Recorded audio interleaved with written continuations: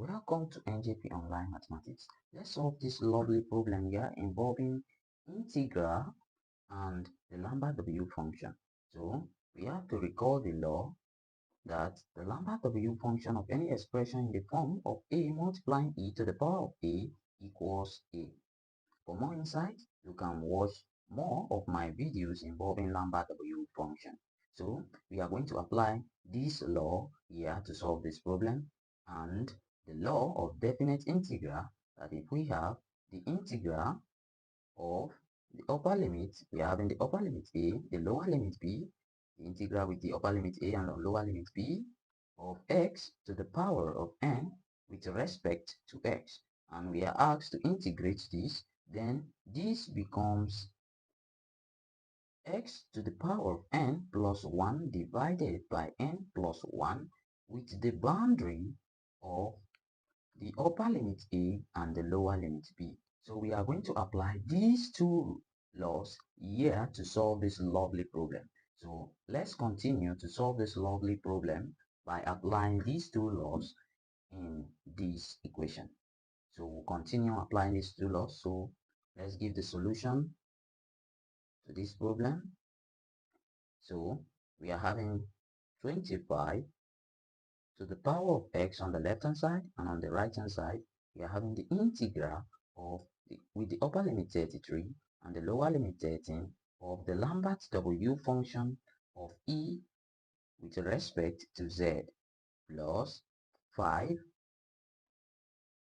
to the power of 2x multiplying the integral with upper limit 1 lower limit 0 of the Lambert W function of the expression y multiplied by e to the power of y with respect to y. Please take note, the whole of this is not part of the equation.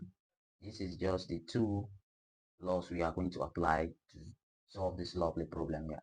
So this is what we are having as the equation. So let's continue solving. So here we are having 25 to the power of x on the left hand side, and this equals the integral with the upper limit 33, lower limit 13. So this can also be written as the Lambert W function, the Lambert W function of 1 multiplied by e to the power of 1 dz. So we know that 1 multiplied by e is the same thing as e, and e to the power of 1 is the same thing as e, plus 5 to the power of 2x multiplied by the integral of, with the upper limit 1, lower limit 0, of the Lambert W function of the expression y to the multiplying e to the power of y dy. So from here, we can now apply the law that the Lambert W function of any expression in the form of a multiplied by e to the power of a equals a.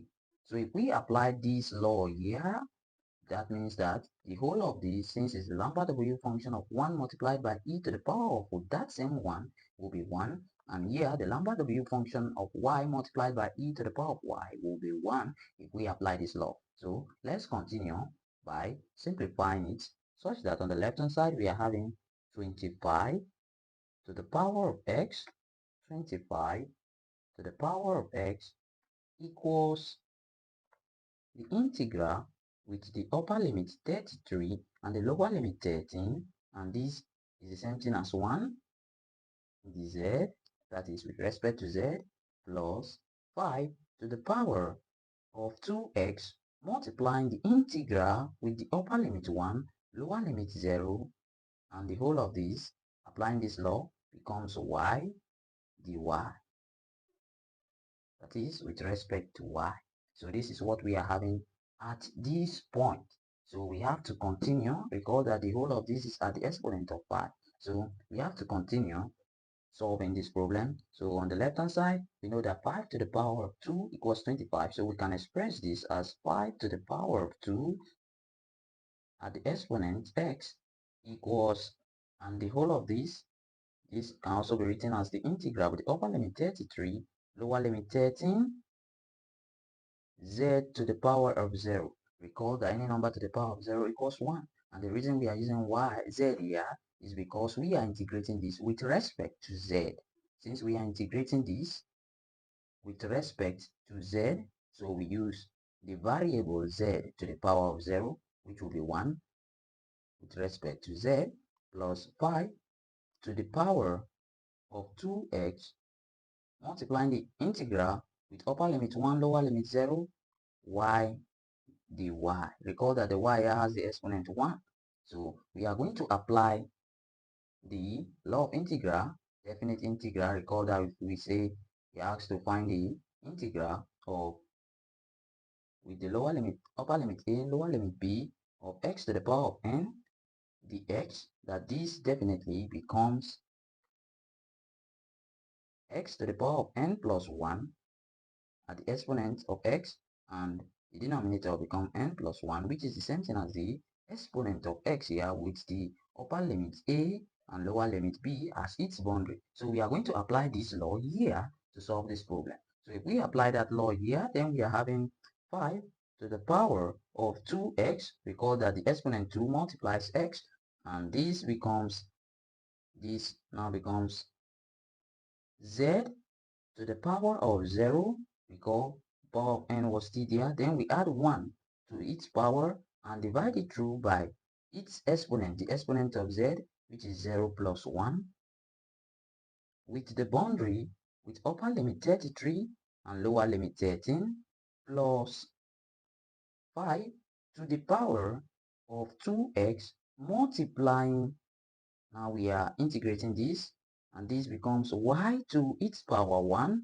We add 1 to the power of y there and divide it through by the exponent of y, which is 1 plus 1, with the boundary of upper limit 1 and lower limit 0. This is what we are having at this point. So if we continue solving, then we are having that 5 to the power of x, and we are keeping 2 as the exponent here.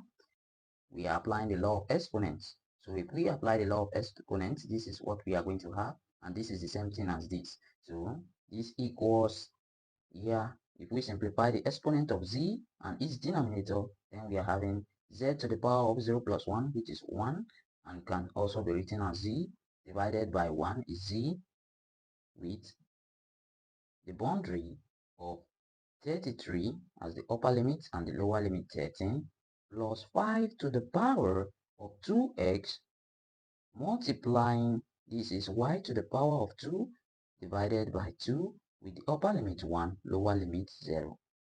So this is what we are having at this point. So we have to continue by applying that law of integral, that if we have this with the boundary of its upper limit 33 and lower limit this becomes 33. We are substituting the upper limit and the lower limit, minus 13 for this, plus 5 to the power of 2x multiplied by 1 to power 2 divided by 2. Recall that we are substituting for the upper limit and the lower limit, 0 to the power of 2 divided by 2. And this is what we are having at this point. And this becomes 5 to power x, all to power 2, equals 33 minus 13. This becomes 20 plus 5 to the power of 2x multiplying, we know 1 square is 1, and this is 1 divided by 2, and this is 1 minus, the whole of this becomes 0, and this is what we are having at this point. So let's continue solving. This now becomes 5 to the power of x, all to power 2, equals 20 plus 5 to the power of 2x multiplying 1 over 2. And we know that these two will cancel these two, and what remains is x, and that means we are having 5 to the power x, all to power 2, equals 20 plus 5 to the power of x. And this is what we are having at this point. So we can let 5 to the power of x be equal to p. So we have to recall, let's call this an equation so that we'll be able to have determine the value of x here. So if we let 5 to the power of x here, 5 to the power of x to be p, that means that we are having p square, which equals 20 plus p. And this can also be written as p square minus p minus 20 equals 0. So from here, we see that we can apply the factorization method of solving a quadratic equation. And for us to do so, we have to determine the numbers, the factors, such that we multiply them together. We are going to have 20 minus 20, and if we add them, we are going to have minus 1, which is the coefficient of p. So if we recall, the factors of 20 are 1 and 20, 5 and 4. These are factors that if we multiply, we are going to have 20, and we have 2 and 10. If we multiply 1 by 20, we'll have 20, 5 by 4, we'll have 20, and 2 by 10, we are going to have 20. So from this, if we add this to this, or we subtract any from the other, it's either we'll have a positive 19 or a negative 19. So we can see that if we add 4 to minus 5, that we are definitely going to have minus 1, which is the coefficient of p. And if we multiply minus 5 by 4, we are going to have minus 20. Therefore, this becomes the factor that we are going to use there, which is minus 5 and 4. So let's add minus 5 and 4 together. So if we add them together for this here, we are having p square minus 5 plus 4, which will definitely give us the minus 1. We are substituting it in place of the minus 1, which is the coefficient of p here.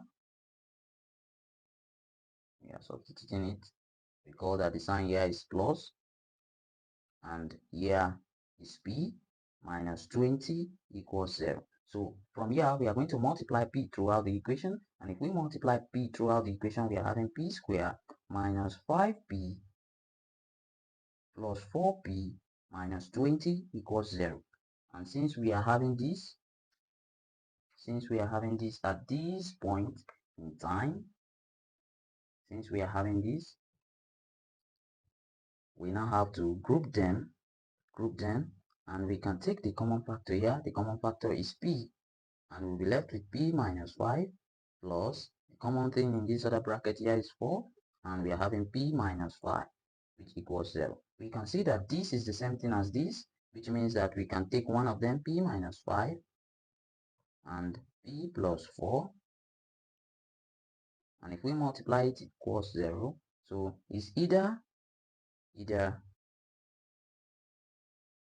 p minus 5 equals 0 or p plus 4 equals 0.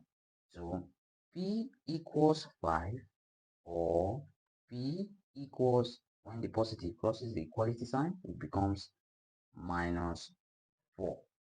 So recall that we said we let 5 to the power of x be equal to p. So since 5 to the power of x equal to p, then we can see that 5 to the power of x, which equals p, and p is either 5 or 5 to the power of x equals minus 4. So let's start with this. When 5 to the power of x equals minus 4. Or we can still start with this when 5 to the power of x equals 5. Okay, let's continue. That is 5 to the power of x equals 5 to the power of 1, because 5 to the power of 1 is the same thing as 5. So if we go above equating the exponents, since the bases are the same, then we are having that x equals 1, since the bases are the same and we are equating the exponent. So from here, we can see that we have gotten one of the solution of x, that x equals 1. So let's continue by recalling that we said 5 to the power of x equals minus 4. And since 5 to the power of x equals minus 4, if we try to use our calculator, we'll have an error. So, but we know that if we continue solving this, we may have some certain solution for the value of x. So let's continue by saying that 5 to the power of x is the same thing 5 to the power of x equals 4 multiplied by minus 1. That this is the same thing as this. So we have to recall the law that e to the power of I pi plus 1 equals 0. That is to say, if we take 1 to the right hand side of this equation, making pi on e to the power of I pi on its own, we are having e to the power of I multiplied by pi equals minus 1. So we can substitute in place of minus 1 e to the power of I pi in this equation here. So we are having 5, recall here that we are having 5 to the power of x equals 4 multiplied by e to the power of I pi, e to the power of I pi, and from here we are having that 5 to the power of x equals 4 multiplied by e to the power of I pi, and we can take the natural logarithm of both sides. If we take the ln of both sides, then we are having x ln pi equals the ln of 4 multiplied by e to the power of I pi. And we can recall the logarithm, that the law of logarithm, that if we have log 4 times 5, this is the same thing as log 4 plus log 5. So since we know this law, let's apply it on the right hand side of this equation. Then we are having x ln 5 equals ln 4 plus ln e to the power of I pi. And this can also be written x multiplying ln 5 equals ln 4 plus I pi multiplying ln e. And we know that ln e is the same thing as 1. And so we continue solving by considering this, which equals 1. That is x multiplied by ln 5 equals ln 4 plus I pi, since this equals 1. So we are to determine the value of x, so we divide through by the coefficient of x, which is ln 5. So if we divide through by ln 5, then we are having that x equals ln 4 plus I pi divided by ln 5. So we have gotten two values of x.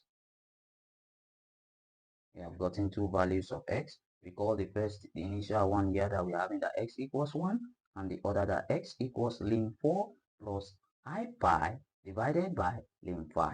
So from here we can see that this 1 is a real solution of x. So we can say this is correct after checking, and if we have the solution after substituting this, if we see that this satisfies the equation, and here we are saying that x equals ln 4 plus I pi divided by ln 5, and we are having I here, which is imaginary. That means the whole value of x here, the solution for x here, is imaginary. That means there is no real solution. This is no real solution. There's no real solution of x here which will satisfy that equation. So this is not a real solution of x. So let's check when x equals 1 into the initial equation, and we know the initial equation. The initial equation, when we had that 25 to the power of x equals the integral with upper limit 33, lower limit 13, the Lambert W function of e with respect to z plus 5 to the power of 2x multiplying the integral upper limit 1, lower limit 0, Lambert W function of y multiplying e to the power of y with respect to y. We know that the whole of this equals y, and if we integrate this, recall at some point when we were integrating that we later had this, and we continued and we have this, and to some extent, and we have 5 to the power of 2x equals 20 plus 5 to the power of 2x multiplied by this, and we finally arrived that 5 to the power of 2x equals 20 plus 5 to the power of x. So if we substitute the value of x here, that is, if we substitute the value of x here, we'll be having 2 times 1, and which is 2. So 5 to the power of 2 is 25, which equals 20 plus 5 to the power of x, which is 5. So 20 plus 5 is 25. So we can see that the right hand side and the left hand side of this equation are equal. And Since the both sides are equal, it then means that the value of x, which is 1, is truly a real solution of x to satisfy our equation. Thank you for watching. Kindly like and subscribe.